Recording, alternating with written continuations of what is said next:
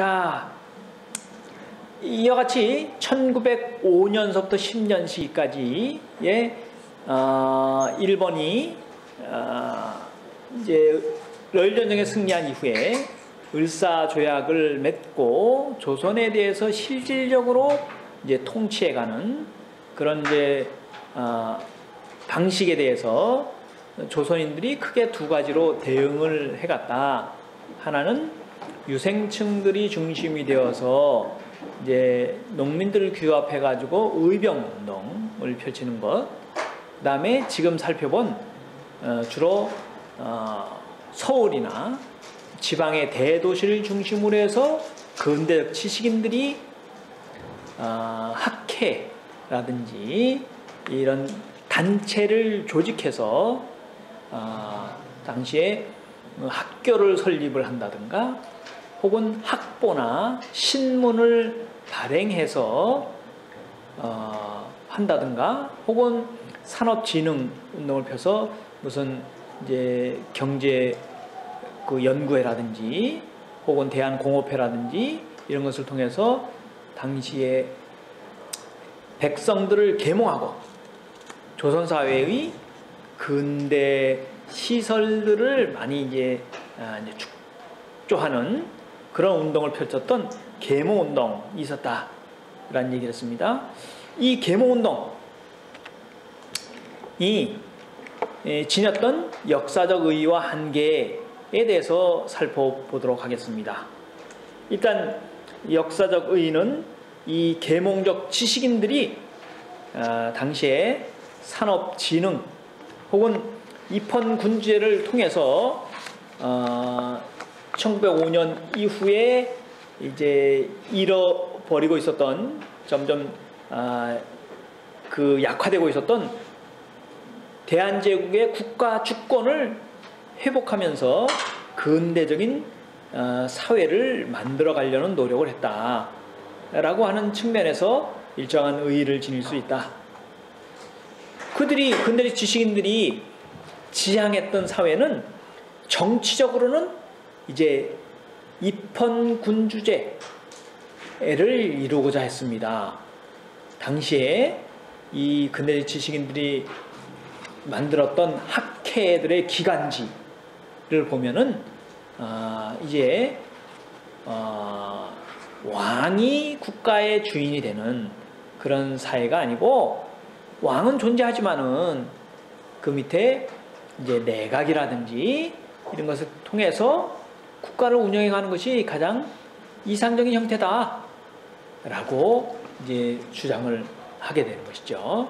또 경제적으로는 산업진흥을 통해서 조선의 산업을 발전시켜서 근대적인 경제체제, 즉 자본주의 경제체제를 수립하는 것, 그것이 조선사회가 이뤄야 할 가장 시급한 것이다, 이렇게 주장을 했습니다.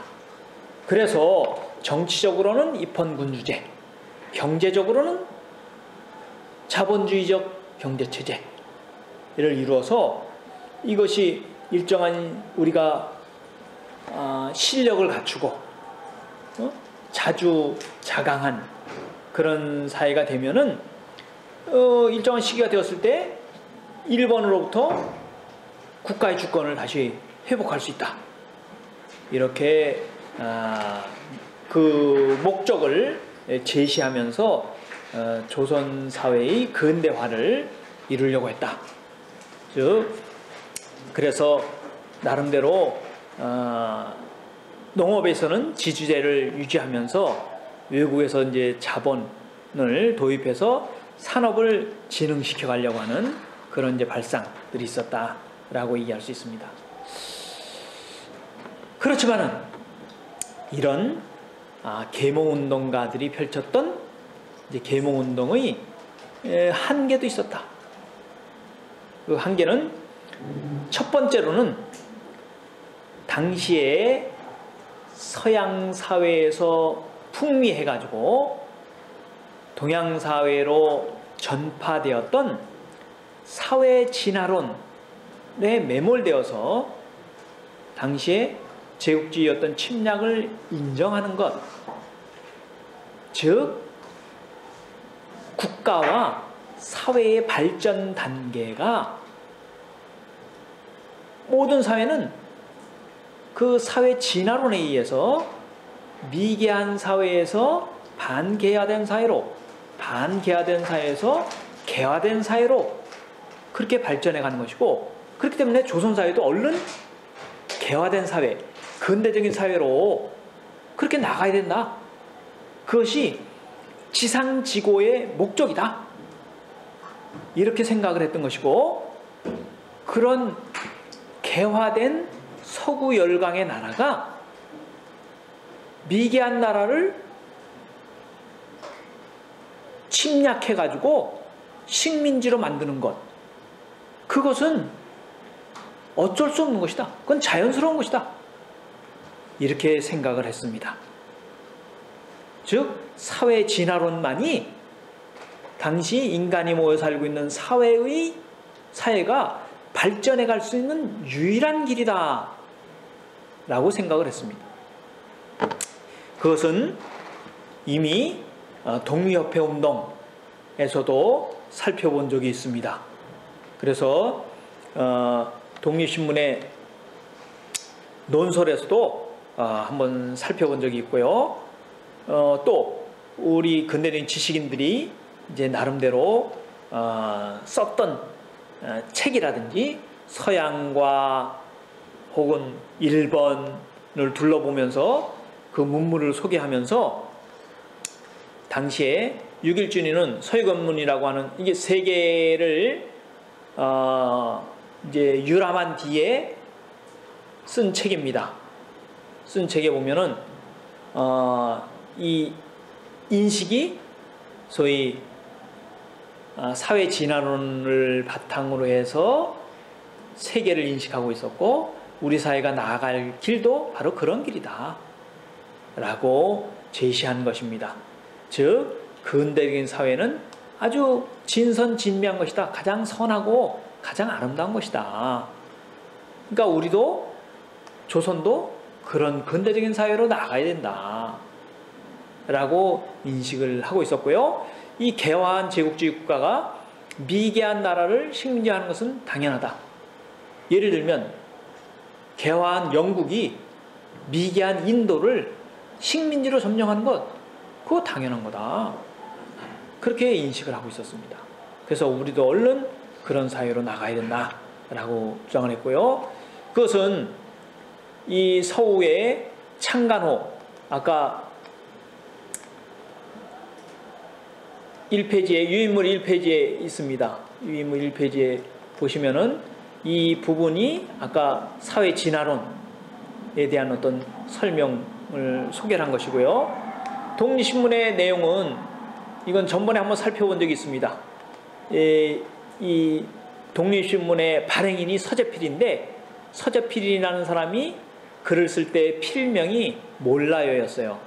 몰라요였는데 우리 말로 하면 이제 모른다 이런 것인데, 그게 몰라요라고 하면서 그가 생각한 세계 인식을 여기다 썼습니다. 그래서 예를 들면 아프리카 같은 경우는 굉장히 부유한 지방인데 이 아프리카 흑인들이 이걸 개발할 줄 몰라가지고 이렇게 미개한 상태로 있다가 유럽의 이 선진국, 근대 국가에 의해서 이 식민지 지배당했는데, 거기서 유럽 사람들이 광산을 개발하고 이렇게 해서 금강석을 캐내고 그래서 그걸 인간 생활에 유용하게끔 만드는 것, 그것은 굉장히 의미 있는 일이다 이렇게 이제 주장을 했고요. 또 북아메리카, 지금의 미국입니다. 아메리카 인디언들이 있었는데 이 지역을 개발하지 않고 있다가, 그러니까 우둔한 나라였다가 이 영국 사람들이 거기를 이제 지배해가지고 식민지로 만들어서 거기에 이제 철도 넣고 금강 캐고 이렇게 해서 그걸 발전시키니 그 얼마나 좋은 일이냐, 그렇게 인식을 하고 있었습니다. 마찬가지로 영국이 인도를 식민지로 만들어서 그것을 점령해서 이제 광석을 캐내고 공장을 설립을 해가지고 물산을 이렇게 키우고 이렇게 하는 것을 그것이 침략이 아니고 그 사회를 근대화시키는 것이다. 이렇게 인식을 하고 있었던 것이다. 라고 얘기를 할 수 있습니다. 이것이 그 당시에 근대적인 지식인들이 생각하고 있었던 내용이었다. 즉, 이제 그런 측면에서 당시에 근대적인 지식인들이 생각하고 있던 사상의 어떤 한계가 있었다. 그래서 그것이 침략이 아니라 그 미개한 사회를 근대적인 사회로 이렇게 만들어 준 것이 더 큰 것이었다. 이렇게 생각을 했던 거죠. 했던 것인데, 이 당시에는 이제 그런 인식이 지배적이었습니다. 그러다가 이제 일부 지식인, 예를 들면 신채호 같은 경우는 1910년 이후에 그런 인식이 이제 바뀌게 됩니다. 이제 그런 형태를 띠게 되었고, 두 번째는 근대적인 지식인들이 갖고 있었던 사상적인 한계는, 두 번째는 당시의 민중, 인민들은 그들은 우둔한 존재이기 때문에 계도, 즉 계몽의 대상이지, 그들은 지식인과 함께 조선사회를 근대적인 사회로 만들어가는 그런 동반자가 될 수 없다 라고 생각했던 겁니다. 즉 민중은 우둔한 존재이기 때문에 그들은 계몽의 대상이다 라고 생각을 했던 것이고요. 이건 전번 시간에 한번 살펴봤습니다. 전번 시간에 한번 살펴봤는데, 이게 황성신문에 있는 내용이죠. 황성신문에서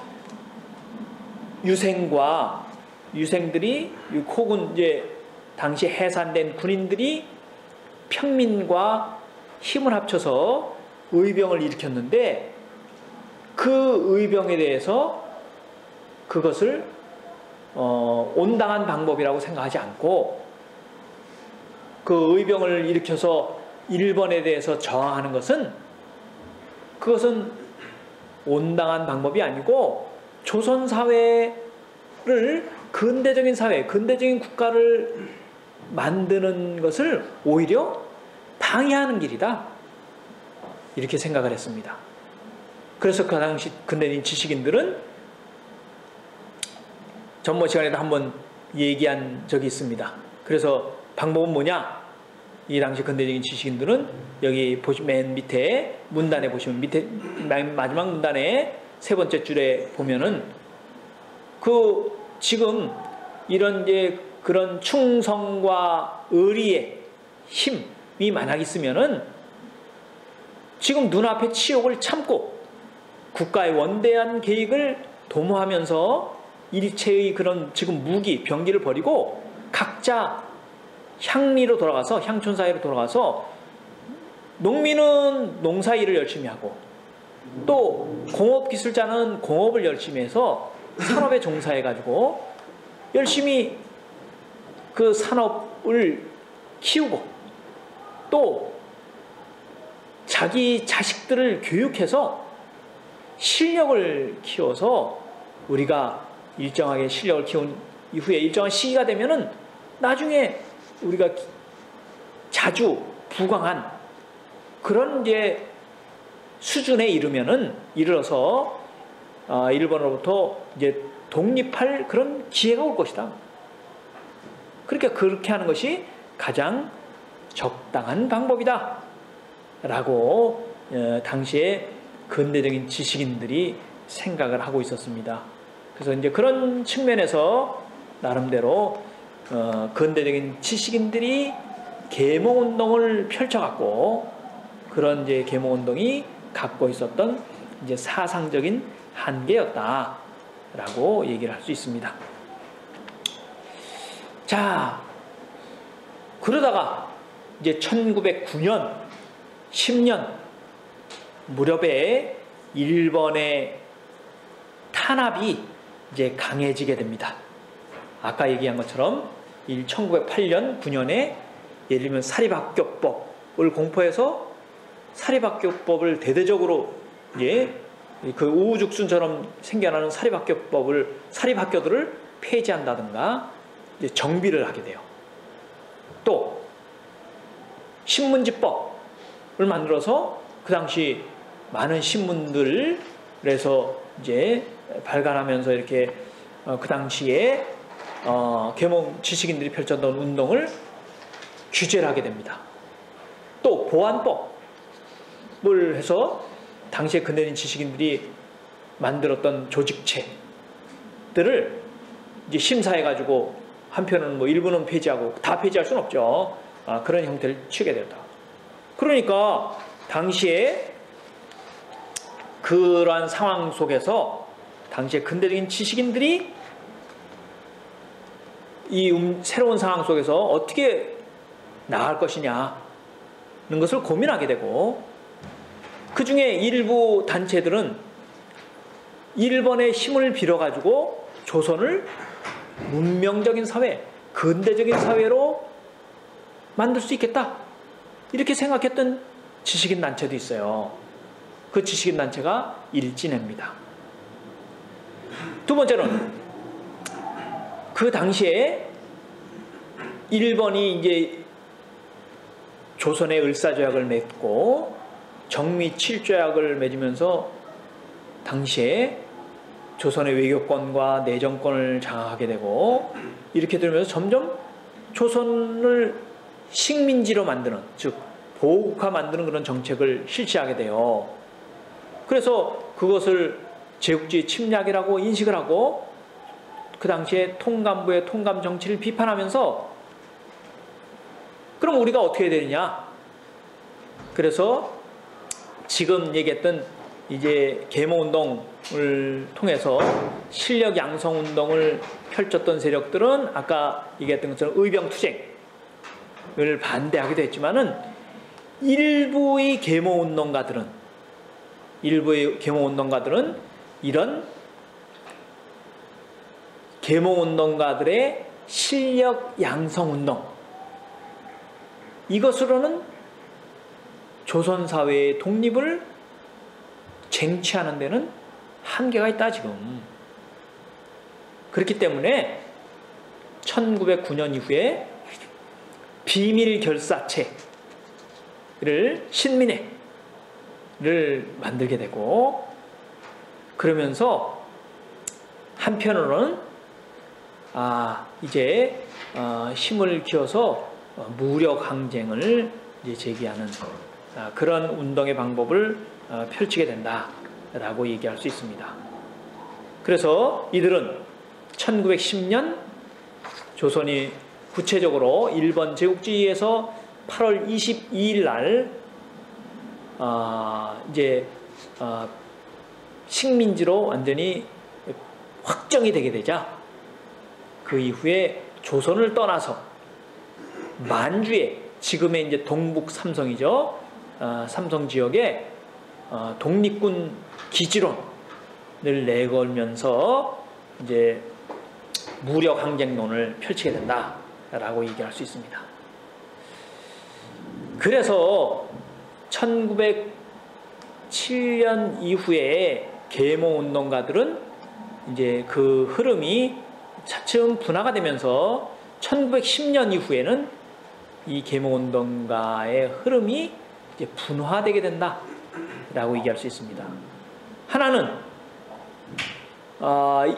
1910년에 일본에 의해서 조선이 병탄이 되면서 완전히 일본의 식민지가 된 이후에는 독립을 포기하고 일제 정책에 협조를 하면서 조선 사회를 근대적인 어떤 사회로 이렇게 만들 수 있겠다, 이렇게 생각했던 그런 지식인들이 있었습니다.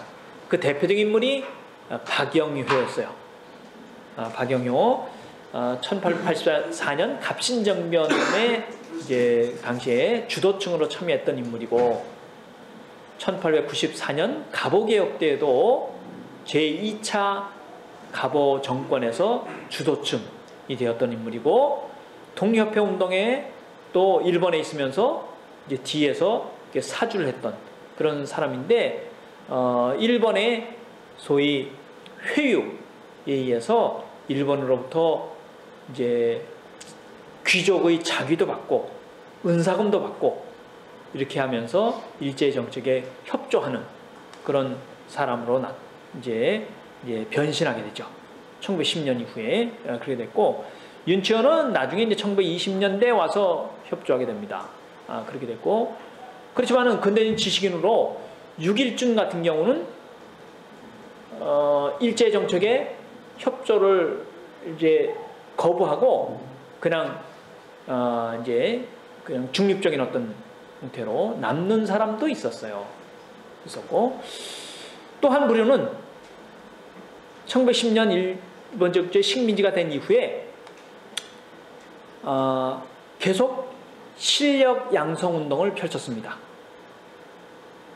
앞에 계몽운동가들이 펼쳤던 교육, 언론, 그 다음에 산업진흥의 형태를 취하면서 조선의 힘을 키워가지고 선 실력 양성, 후 독립론을 독립운동의 방략으로 내세우면서 실력 양성을 이제 운동을 펼쳤던 대표적인 인물이 안창호입니다. 안창호는 일제 시기에 흥사단을 만들어서 이제 선 실력 양성, 후 독립론의 운동의 형태로 이제 운동의 방법을 펼치게 되고, 1910년 이후에는 미국으로 와가지고 이제 거기서 독립운동을 펼쳤죠. 세 번째로는 계몽운동가 중에서 무력항쟁론을 내세웠던 인물들, 그 중에 그 인물의 대표적인 인물이 이동희, 양기탁, 나중에 뭐 신채호 뭐 이런 사람들입니다. 그래서 이 중에 계몽운동가 중에 일부는 점진적이고 계량주의적 그 당시의 방향의 한계를 느끼게 되고, 무력항쟁의 방법을 모색해서 당시의 동북 삼성이나 혹은 러시아 쪽에 연해주, 그래서 사할린이라든지 블라디보스톡, 혹은 중국의 상해에 가서 이제 독립기지 건설과 무장항쟁의 방법을 취하는 그런 운동의 방법을 취하게 되었다. 그래서 이 계몽운동가들은 크게 세 방향으로 분화가 되어갔다 라고 얘기할 수 있습니다. 이게 안창호고요. 일제 시기에 실력 양성운동론을 펼쳤던 사람입니다. 양기탁, 이 사람은 나중에 이제 신민회 활동하다가 이제 체포되어 가지고, 이게 대종 4년이면 1905년에 그 경무국에 이제 소위 말하면 죄수, 이제 사진록에 있는 거죠. 그 사진 찍어가지고 이게 양기탁이라고 쓴 것이고, 이게 그 당시 이제 번호, 뭐 이렇게 죄수 번호 뭐 이렇게 쓴 것이죠. 그래서 이런 식으로 당시의 경무국에서는 사상범들을 이렇게 사찰 카드를 만들어서 다 그 사람의 활동들을 기록을 해놓고 있었어요. 그 이후에 활동이라든지 이런 것에 기록을 해놓고 있었다. 그래서 이런 것을 또 탐색하는 사람들이 물론 일본 순사도 있지만은 특히 조선인 앞잡이, 그러니까 조선인 밀정 이런 사람들이 그 동향을 이제 파악을 해서 일본 경찰국에 보고를 했습니다. 그래서 조선인들이 가장 이제 원성이 심했던 인물들이 같은 조선인으로서 그런 이제 보고서를 올렸던 조선인 밀정들이었어요. 하여튼 그런 부분들이 있었다. 그 다음에 이 인물이 이동입니다. 이런 식으로 해서 지금까지 1905년서부터 1910년까지 일제가 너일전쟁 이후에 승리를 해가면서 조선인을 이제 보국화해 가서 실제로 지배해가는 어떤 형태를 취하게 되었던 그런 양상을 살펴봤고, 그에 대해서 조선인들의 어떤 저항 운동에 대해서 크게 의병전쟁과 그 다음에 계몽운동에 대해서 이제 살펴봤습니다. 자, 잠깐만 뭐 요약 정리를 하면요, 한국 근대사는 19세기 중엽서부터 어떤 학자는 뭐 1876년 이렇게 얘기를 하기도 한다라고 했어요. 어떤 학자는 뭐 1894년로 얘기하는 사람도 있지만은 넓게 보면은 1860년대부터 1945년 일본 제국지로부터 해방된 시기까지가 한국 근대사의 시기고, 이 한국 근대사의 시기는 크게 두 시기로 나눌 수 있다. 그것은 첫 번째 1910년에 일본 제국지로부터 완전히 식민지로 귀결된 시기까지 살펴볼 수 있고, 이 시기까지는 한국인들이 주체적 스스로 힘으로 조선사회의 근대화와 자주화를 위해서 노력했던 시기다. 그것에 대한 소개는 간단한 내용은 유인물 6페이지에 있습니다.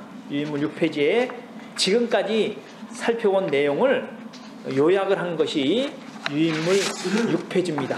유인물 6페이지에 보시면은 이 시기는 한국인들이 스스로의 힘으로 조선사회의 근대화와 자주화를 위해서 노력했던 시기고, 그 시기는 크게 세 시기로 다시 또 구분이 된다. 1894년, 1904년. 이것은 조선사회뿐만 아니라 동아시아를 둘러싼 국제 정세에서도 큰 변화를 가져왔던 시기였다. 그게 1894년 청일전쟁이었고, 또 1904년의 러일전쟁을 계기로 해서 조선을 둘러싼 당시의 동아시아 정세가 크게 변화했던 시기라고 얘기를 할 수 있습니다. 이 시기는 이제 크게 1860년대부터 1894년 시기까지는 지금 얘기했던 것처럼 지배층으로선 4개의 사회 세력, 피지배층으로선 민의 어떤 사회 세력이 각자 당시의 국내와 당시의 세계 정세를 인식하면서 조선 사회를 나름대로 시키기 위해서 노력을 했던 시기라고 얘기를 할 수 있습니다. 그래서 그 운동의 흐름들은 나중에 1904년 이후에는 나름대로 개화파들은 민들을 계몽하면서 계몽운동을 펼쳐갔고, 위정척사파들은 또 민들과 연대하면서 의병전쟁을 펼쳐갔다라고 지금까지 설명을 했습니다. 그 다음으로 우리가 이제 지금부터 살펴볼 시기는 1910년서부터 45년까지의 시기입니다. 45년까지 시기. 이때는 실질적으로 이제 일본 제국주의가 조선을 식민지로 완전히 장악해가지고 이제 식민 정책을 펼쳐갔던 시기라고 얘기할 수 있습니다. 이 시기는 다시 적게 세 시기로 나눌 수 있습니다. 이건 앞으로 이제 가면서 얘기를 할 텐데요. 먼저 잠깐만 개관을 하면은 1919년이 하나의 이제 기준점이 되는데요. 이때는 한국 사회에서 3.1운동이 일어났습니다. 전국적으로 전국 방방곡곡에서 3.1운동이 일어났어요. 이것이 일본 제국주의의 통치 방식에 큰 변화를 가져왔습니다. 세계적으로는 이 시기는 1914년부터 18년까지 제1차 세계대전이 일어납니다. 1차 세계대전 과정 속에서 일본이 그들의 영역을 더 팽창해요.